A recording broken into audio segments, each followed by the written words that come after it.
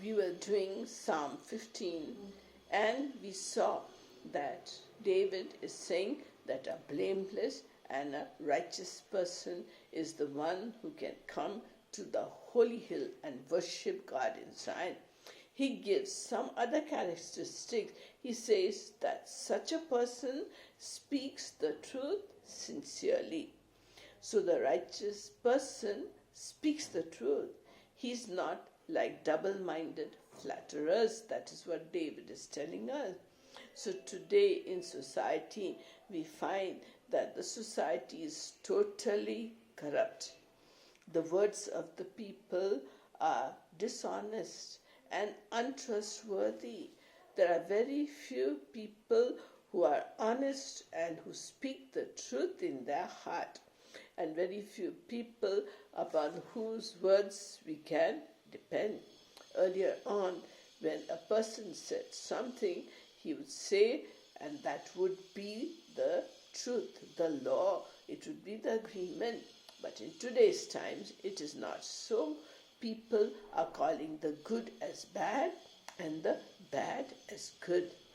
And in Ephesians chapter 4, verse 25, Paul tells us, therefore, each of you must put off falsehood and speak truthfully to his neighbor, for we are all members of one body.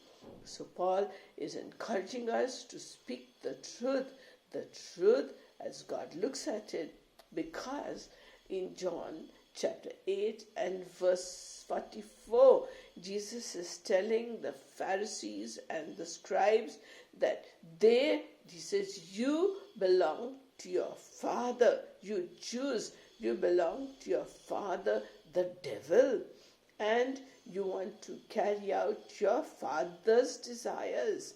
He was a murderer from the beginning, not holding on to the truth, for there is no truth in him. So when we tell lies, or when we tell half-truths, or when we hide the truth, you can know clearly who your father is, whom you are following. That is, we are following the devil or the Satan, who is the father of lies. So many Christians know this, so what they do is, instead of speaking the truth, they hold their peace, and they think if we keep quiet, the other person, he can't hold it against us. But you see, if you keep quiet at something, it means what? It means you are agreeing with that person who is speaking falsehood. That is how it is in the scriptures. So a righteous person, he doesn't slander. He doesn't have gossip, nor speak behind people's backs, and he does his neighbor no wrong. So he doesn't blacken somebody's character by speaking ill against that person. So who is your neighbor? Your neighbor is anybody with whom you come into contact. So a blameless and a righteous person does not harm or destroy his neighbor, or speak ill about them, or tear up his character. And God warned us in Exodus chapter 23 and verse 1, God says, do not spread false reports. Do not help a guilty person by being a malicious witness. So if we are quiet when a malicious witness is there, it means we are agreeing with them. So words have great power.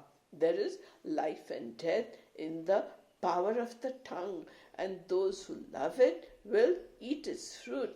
So the way we use our words expresses our relationship with God. So a Christian must have the desire and must control his tongue and must not speak things just out of the thin air. So we must watch out for our words, because the Bible is clear that when on the judgment day we come before God, each one has to give an account of the careless words that we utter.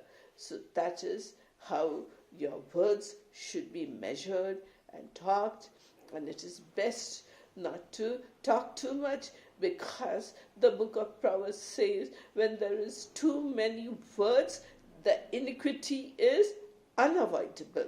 So the words have great power, and we all know that James chapter 3 verses 1 to 12 expresses the power of words. So we shall see that next time.